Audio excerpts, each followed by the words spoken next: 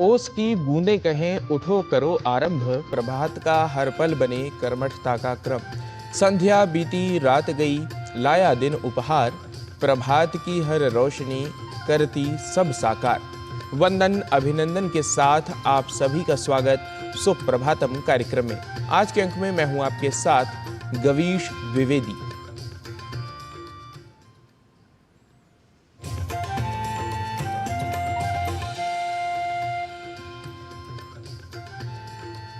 सुप्रभातम कार्यक्रम भारतीय मूल्यों पर आधारित डीडी न्यूज का विशेष कार्यक्रम है, जिसमें हम शास्त्रगत तथ्यों के साथ साथ उसके आधुनिक स्वरूप का भी उल्लेख करते हैं। यहाँ हम ऐसी जानकारियाँ आपको दिखाने का प्रयास करते हैं जिससे हम भारतीय ज्ञान परंपरा को, अपने स्वास्थ्य को, अपनी भाषाओं को समझने के लिए अग्रसर हो पाते हैं। इसी क्रम में आइए सबसे पहले जान लेते हैं समय चक्र को, अर्थात सुप्रभातम के प्रथम प्रभाग को, आज के पंचांग को। आज का पंचांग युगाब्द 5126, विक्रम संवत 2081, शक संवत 1946, उत्तरायण, फाल्गुन मास, कृष्ण पक्ष, सप्तमी तिथि, बृहस्पतिवार, विशाखा नक्षत्र। आज का दिन सभी के लिए मंगलमय हो। तिल का हमारी संस्कृति में विशेष स्थान है। यह एक खाद्य पदार्थ होने के साथ साथ दिव्य औषधि भी कही गई है। स्मृति चंद्रिका के आहनिक कांड में माघ स्नान महात्म्य बताते हुए तिल के प्रयोग का स्पष्ट उल्लेख किया गया है। किस प्रकार पुण्यदायक है तिल, आइए देख लेते हैं शास्त्र वचन के माध्यम से। तिलस्नायि तिलोद्वर्ती, तिलहोमी तिलोदकी, तिलभुक् तिलदाता च, षट्तिलाः पापनाशनाः।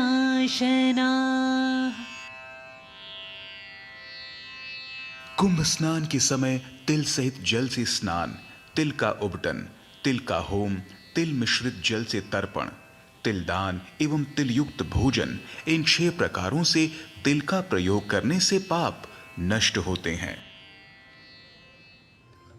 तो माघ और फाल्गुन मास में विशेष रूप से कुंभ स्नान के बाद तिलदान का विशेष महत्व बताया गया है। कार्यक्रम में बढ़ते हैं अब आगे और चलते हैं भारतीय ज्ञान परंपरा प्रभाग की ओर। प्रयागराज महाकुंभ मेला भारतीय संस्कृति, कला और प्रकृति का एक अनोखा संगम है। यह स्थल देश भर के श्रद्धालुओं और पर्यटकों को आध्यात्मिकता और मनोरंजन का खास अनुभव प्रदान करता है। मोक्ष की खोज में निकले लाखों करोड़ों श्रद्धालु यहाँ पर एकत्रित होते हैं और सभी श्रद्धालु यहाँ धार्मिक अनुष्ठानों में सहभाग करते हैं। आइए देख लेते हैं इसी से जुड़ी यह विशेष रिपोर्ट।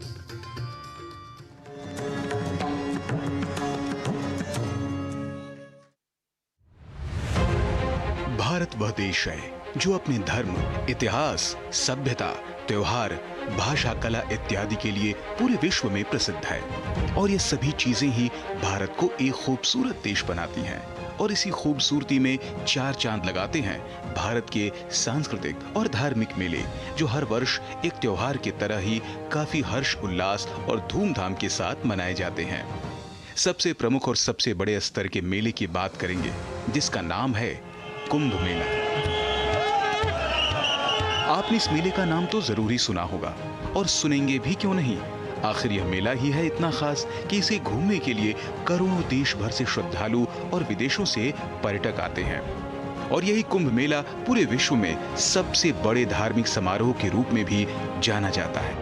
जहाँ एक और देवता जाते हैं, वहीं राक्षस, किन्नर, गंधर्व, मनुष्य, पशु पक्षी भी वहाँ प्रयागराज के कुंभ में जाते हैं। बंधुओं, आप देखेंगे कि विदेशी पक्षी प्रयागराज में उस समय आ जाते हैं, जिनको हम कभी नहीं देखे हैं भारत में, और वो विदेशों से पक्षी का रूप धारण करके ऋषि मुनि वहाँ स्नान करते हैं, गोता लगाते हैं। कुंभ मेले में सभी श्रद्धालु पवित्र नदियों में डुबकी लगाते हैं और ऐसा माना जाता है कि ऐसा करने से उनके सभी पाप धुल जाते हैं। साथ ही उनके द्वारा किए गए सभी बुरे कर्मों का प्रायश्चित भी होता है और इसमें सच्ची श्रद्धा से नहाने वालों को जीवन और मृत्यु के चक्र से मोक्ष प्राप्त होता है। और इसीलिए यह मेला हिंदुओं के बीच एक मुख्य तीर्थ स्थल और त्योहार के रूप में जाना जाता है। यदि सनातन धर्म सनातन संस्कृति को समझना है तो कुंभ में आइए। वो लोग भी आए जो सनातन धर्म को मानने वाले हैं और वो लोग भी आए जो सनातन धर्म को समझना चाहते हैं। कुंभ से यूथ को, नौजवानों को जोड़कर हमारे ऋषि, हमारे मुनि, हमारे तपस्वी, हमारे अखाड़ों के महामंडलेश्वर जगत गुरु शंकराचार्य जी महाराज, उनके प्रतिनिधि, सब लोग अच्छा संदेश पूरी दुनिया में दे सकते हैं जो होना चाहिए। हर हर महादेव, हर हर महादेव, हर हर महादेव। प्रयाग को तीर्थ राज कहा गया है, तीर्थों का राजा कहा गया है और वहां पर जो भी श्रद्धालु उपस्थित होता है, श्रद्धा के साथ, भावना के साथ, जो भी उसके पास शक्ति सामर्थ्य है, पूजन करता है, स्नान करता है, दान करता है, वहां पर लिखा जाता है कि कल्प कृतम पापम विनश्यति, कल्प कृत पाप को वह नष्ट कर देता है, यानी उसके जन्म जन्मांतर के पाप विनष्ट होते हैं। यह मेला प्रयागराज के त्रिवेणी संगम गंगा के तट पर स्थित हरिद्वार, गोदावरी के तट पर स्थित नासिक और शिप्रा नदी के तट पर स्थित उज्जैन में 12-12 साल के चक्र में मनाया जाता है। पर इनमें से किस जगह कब यह मेला आयोजित करना है, यह निर्णय होता है ज्योतिषीय गणना के द्वारा, जिसके लिए सोलर सिस्टम यानी सूर्य के आधार पर बृहस्पति ग्रह की स्थिति को विश्लेषण किया जाता है और इसी अनुसार यह त्योहार इन चारों जगहों में से किसी एक जगह पर उत्सव होता है। प्रयाग त्रिवेणी नदियों के संगम पर है। अन्य जो कुंभ के मेले लगते हैं, चाहे वो हरिद्वार में हो, उज्जैन में हो, नासिक में हो, वो एक नदी के तट पर मेले लगते हैं। प्रयाग 3 नदियों के संगम पर होने के कारण से और ज्योतिषीय गणना ग्रहों की विकिरण के कारण से इसमें एक वैज्ञानिकता आ जाती है, यानी कि सूर्य, चंद्रमा और बृहस्पति, इन तीनों ग्रहों की एक विशेष दृष्टि रहती है। और दृष्टि क्या होती है कि जो किरणें परावर्तित होकर इन ग्रहों से यहाँ के जल पर पड़ती है, उस जल में सकारात्मक ऊर्जा उत्पन्न होती है। यह महाकुंभ मेला भारतीय संस्कृति, कला और प्रकृति का एक अनोखा संगम है। यह स्थल देश भर के श्रद्धालुओं और पर्यटकों को आध्यात्मिकता और मनोरंजन का खास अनुभव प्रदान करता है। मोक्ष की खोज में निकले लाखों करोड़ों श्रद्धालु यहाँ पर इकट्ठा होते हैं और अपनी श्रद्धा भक्ति द्वारा इसे बना देते हैं धार्मिक उत्सव, संस्कृति का संगम, शांति का सागर और मोक्ष का द्वार महाकुंभ। राजमंगल पांडे के साथ जनेंद्र सिंह की रिपोर्ट, डीडी न्यूज।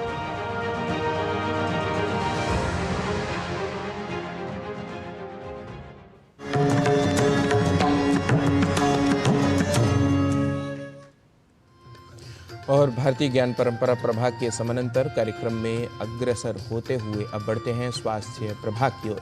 आजकल हमारे जीवन में तनाव कुछ इस तरह से सम्मिलित हो गया है कि बहुत से लोगों को यह सामान्य लगने लगा है, पर तनाव के कारण मानव को कई समस्याएं हो सकती हैं। आवश्यक है कि तनाव के कारकों को पहचान कर उन्हें दूर करने का प्रयास किया जाए। आइए जानने के लिए देखते हैं यह रिपोर्ट।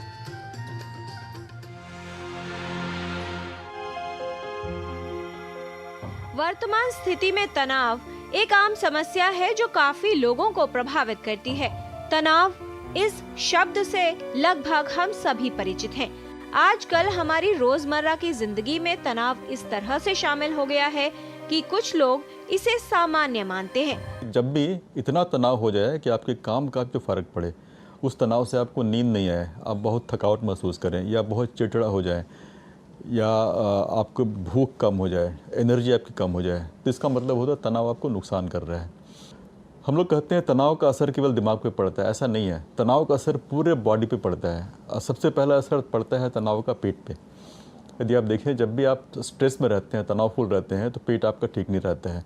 या तो आपको भूख बहुत लगेगी या भूख कम लगेगी या पेट में भारी भारी रहेगा, गैस होगा, बाउल इरिटेबल रहेगा आपका। सो बहुत गहरा संबंध है तनाव का पेट से। तनाव का असर हार्ट पे पड़ता है। जब देखेंगे बहुत तनाव में रहेंगे तो आपकी एंग्जाइटी बढ़ेगी, हार्ट रेट बढ़ जाएगा आपका। तनाव का असर आपके जो स्ट्रेस हार्मोन है, शुगर लेवल है, उससे बढ़ता है।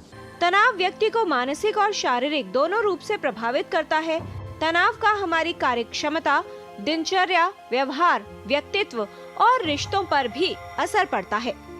व्यक्ति को तनाव होने पर उसे नींद न आना, शरीर में दर्द, आत्मविश्वास में कमी, भूख कम लगना या अधिक लगना, दैनिक कार्य करने में समस्या, चिड़चिड़ापन व अधिक गुस्सा आना, झगड़ना, उदासी ये लक्षण हो सकते हैं।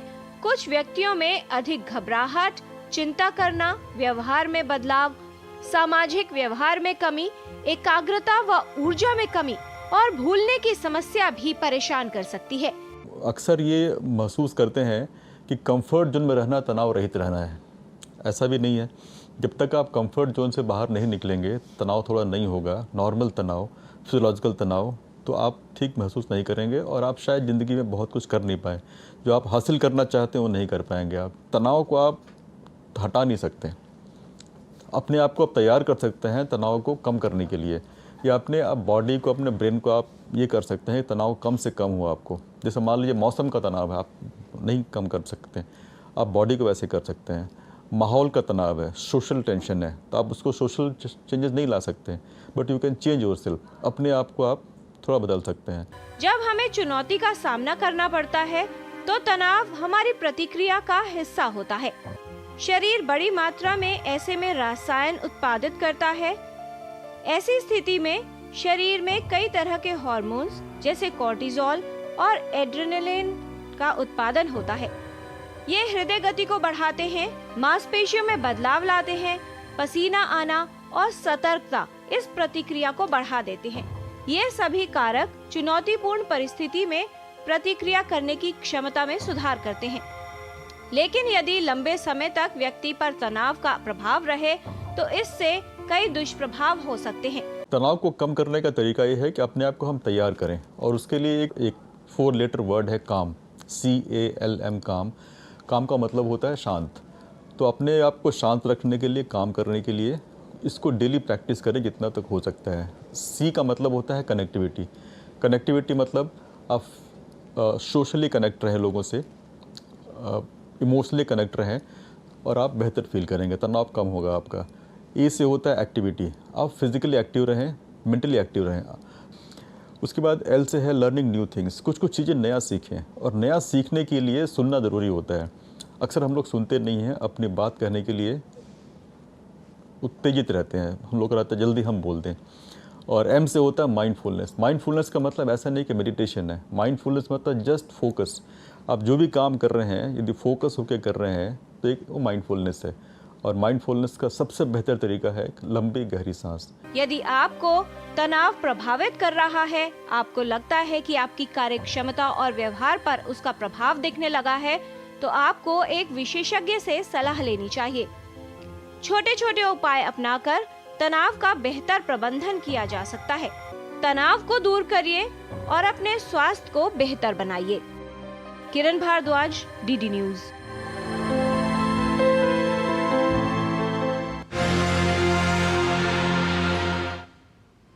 और कार्यक्रम में अब समय हो चला है कल्प विराम का। आप कहीं न जाइए, देखते रहिए DD न्यूज।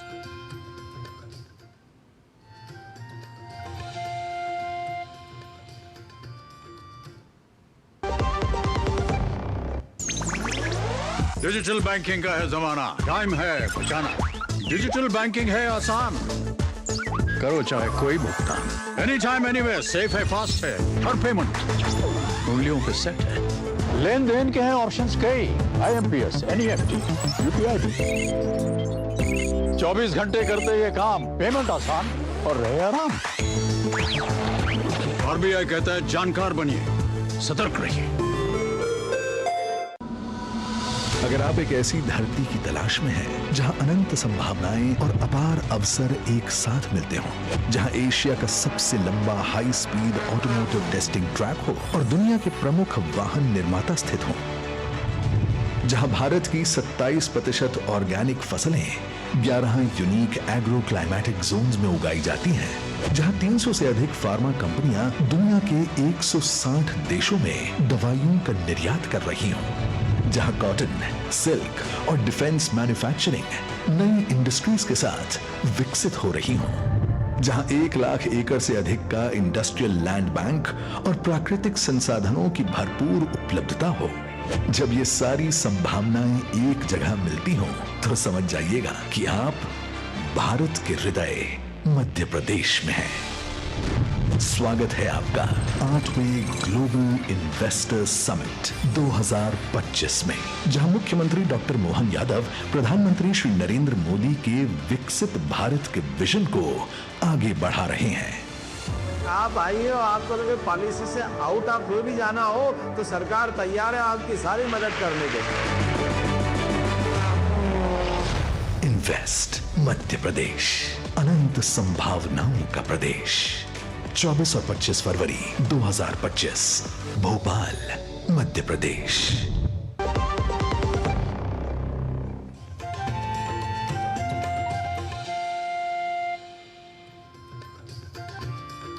विराम के अनंतर पुनः आप सभी का स्वागत है सुप्रभातम कार्यक्रम में। यह सर्वविदित है कि योग और ध्यान मानव जीवन के लिए अत्यंत लाभकारी है। मन को शांत करने के लिए योग कितना उपयोगी है, आइए समझ लेते हैं आज के योग सूत्र के माध्यम से। आज हम अभ्यास करने वाले हैं 2 ध्यानात्मक आसन का, जो कि शारीरिक रूप से बहुत ही फलदायक और लाभदायक हैं। सबसे पहले हम अभ्यास करेंगे वज्रासन का, जिसके लिए हम हाथों के सपोर्ट से एक तरफ टर्न हो जाएंगे और नीलिंग डाउन पोजीशन में आएंगे। टोज़ को ज्वाइन कर लेंगे और हील को थोड़ा दूर रखेंगे। नीज़ के बीच में थोड़ा डिस्टेंस सामने देखते हुए, ब्रीदिंग को नॉर्मल रखते हुए धीरे से अपने पेल्विस को या हिप्स को नीचे लेके आएंगे और अपने एड़ियों के ऊपर रखेंगे। पाम्स को हम थाइस पे रखेंगे एंड स्पाइन को सीधा रख के नेक को भी सीधा रखेंगे और धीरे से अपनी आँखों को बंद कर देंगे। 5 से 10 मिनट के लिए इस आसन का अभ्यास करेंगे और फिर धीरे से आँखों को खोलेंगे और सेम तरीके से अपने पेल्विस को ऊपर लेके आएंगे स्टार्टिंग पोजीशन में और वहाँ से लेग्स को रिलीज़ कर देंगे। सो अभी हम दूसरे ध्यानात्मक आसन का अभ्यास करेंगे, जिसका नाम है पद्म आसन, पद्मासन। उसके लिए दोनों लेग्स को सामने की तरफ स्ट्रेच करेंगे सबसे पहले, फिर राइट लेग को फोल्ड करके नी के यहाँ अपने दोनों हाथों से एंकल को लिफ्ट करके लेफ्ट थाई पे रखेंगे और हील को नेवल के नीचे लेके आएंगे। वहाँ से फिर लेफ्ट लेग को भी बेंड करना है नी से और दोनों हाथों के सपोर्ट से एंकल को राइट थाई पे रखेंगे। जब ये दोनों लेग्स फोल्ड हो जाएंगे, दोनों हाथों से हम कप बनाएंगे ऐसे और राइट हैंड को नेवल के नीचे रखेंगे और लेफ्ट हैंड को राइट हैंड के ऊपर रखेंगे। स्पाइन को सीधा रखते हुए धीरे धीरे आईज क्लोज करेंगे। ध्यान को नासिका पे लेके आएंगे। इस आसन में सांस पे ध्यान लगाते हुए 5 से 10 मिनट का अभ्यास करेंगे। उसके बाद सबसे पहले आँखों को ओपन करेंगे, फिर हाथ को रिलीज़ करेंगे और दोनों हाथों की मदद से एक एक करके लेग को हम सामने की तरफ अनफोल्ड करेंगे। पहले लेफ्ट लेग, फिर राइट लेग, देन रिलैक्स। तो ये थे हमारे आज के 2 ध्यानात्मक आसन, एक वज्रासन और दूसरा पद्मासन। आइए अब हम कुछ प्रैक्टिकल टिप्स जानते हैं हमारे योग गुरु श्री हंसा जी योगेंद्र जी से। नमस्कार। शरीर और मन की सही स्थिति रखने के लिए कुछ तो करना ही पड़ेगा। एक दिन में 4 बार खाना है, थोड़ा थोड़ा खाना है, हर खाने के साथ में कुछ लिक्विड ज़रूरी है। दूसरा, ओवर ईटिंग अवॉइड करें। अगर खाना पसंद आ गया हो तो ज़्यादा खा लेना, ये जो टेंडेंसी है ना उसको ज़रा रोके, बाद में फिर खा लेना वही खाना जो आपको पसंद आया हो जब खाने का वक्त हो, मगर एक समय ज़्यादा खा लेना गलत होगा। तीसरा, सोने का समय निर्धारित हो तो और ज़्यादा अच्छा है। समय पर सोना, समय पर उठना, कम से कम 7 से 8 घंटे बिस्तर पर पड़े रहना ज़रूरी है। आजकल के स्ट्रेसफुल लाइफ में थोड़ा लेटे रहना, लेटे लेटे आप बॉडी को स्ट्रेच कर सकते हो, लेटे लेटे पेट से सांस अंदर बाहर कर सकते हो। बेड में भी आप प्राणायाम कर सकते हो, मगर बेड में पड़े रहें, ज़्यादा समय उठकर बाहर ना निकालें, वो रेस्ट पीरियड बहुत ज़रूरी है। और फिर वॉकिंग, आसन, ये भी ज़रा नियमित रूप से करना ज़रूरी है। बस ध्यान दें तो स्वस्थ ही रहेंगे। नमस्कार। सुप्रभातम प्रदर्शन के क्रम में अब समय हो गया है भाषा संबंधी कुछ अंश सीखने का। संस्कृत पाठशाला की कक्षा में आज हमारे सहयोगी नारायण दत्त मिश्र संस्कृत के एक विशेष अक्षर व के उच्चारण और लेखन में त्रुटि न हो इसके संबंध में बता रहे हैं।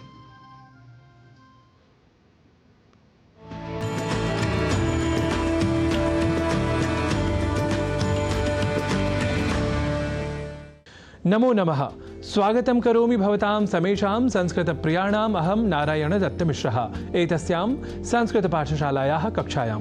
संस्कृत के संस्कृतत्व का संरक्षण हो एतदर्थ हम संस्कृत पाठशाला की गत कक्षाओं में शब्दों के शुद्ध और अशुद्ध प्रयोगों के बारे में कई उदाहरणों के साथ आपको बताते चले आ रहे हैं और इसी क्रम में हमने व और ब के अभेद की वैदिक और साहित्यिक विधाओं में स्वीकृत सैद्धांतिक तथा प्रायोगिक उदाहरणों को रखते हुए आपको यह बताया ही था कि इनसे संबद्ध कई प्रयोग हमें प्राप्त होते हैं।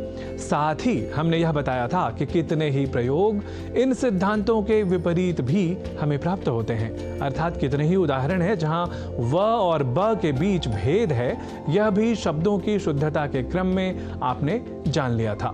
तो आज संस्कृत की कक्षा में इसी क्रम को आगे बढ़ाते हैं और पहले देख लेते हैं कुछ और उदाहरणों को जहां व और ब के बीच अभेद है, इस सिद्धांत का अनुप्रयोग नहीं होता।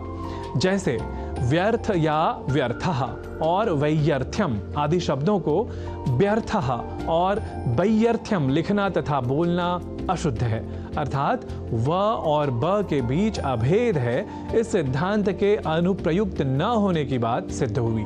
ऐसे ही वसंत या वसंतः और वसंतर्तुः जैसे शब्दों को बसंतः और बसंतर्तुः लिखना और बोलना भी गलत है। और इसी क्रम में विवाह या विवाहः को विवाहः या विवाहः ऐसा उच्चारण करना या लिख जाना भी अशुद्ध है।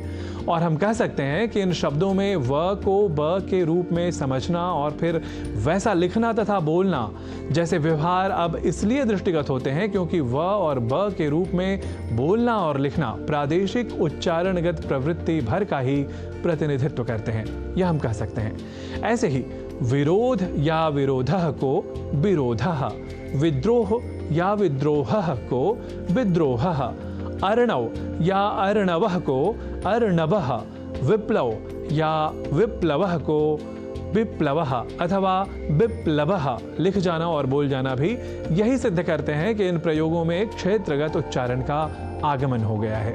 कहने का तात्पर्य यह कि वैदिक वाङ्मय और साहित्यिक प्रवृत्ति के प्रभाव को हम इन उदाहरणों में प्रतिफलित स्वरूप में नहीं समझ सकते। और अब हम आप सभी को पुनः याद दिला रहे हैं कि कुछ ऐसे भी शब्द हैं जहां व और ब इन दोनों ही अक्षरों के बीच अभेद है।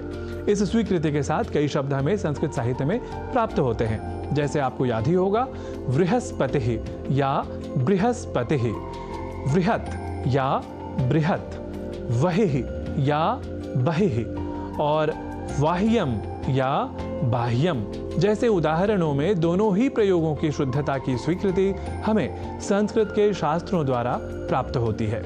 हम इसी क्रम में एक और शब्द जोड़ रहे हैं और वह शब्द है वाहिक या वाहिकः, जिसे हम बाहिकः इस रूप में भी संस्कृत ग्रंथों में प्राप्त करते हैं और हम आपको यह बताते चलें कि वाहिकः या बाहिकः का अर्थ होता है देश विशेष या देश विशेष का नागरिक जिसमें सद्व्यवहार परक मूल्यों की कुछ कमी हो।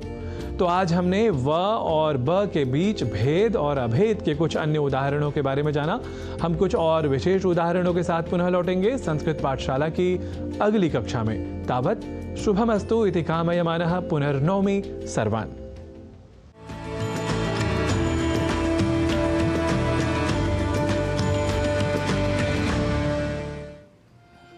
तो संस्कृत पाठशाला के बाद सुप्रभातम के प्रस्तुति क्रम में आज यहीं लेते हैं विश्राम। कल पुनः लौटेंगे सुप्रभातम के नए अंक में नई प्रस्तुतियों के साथ। तब तक के लिए मुझे व मेरे सहयोगियों को दीजिए अनुमति। भूयात् नः शुभम शिवम च।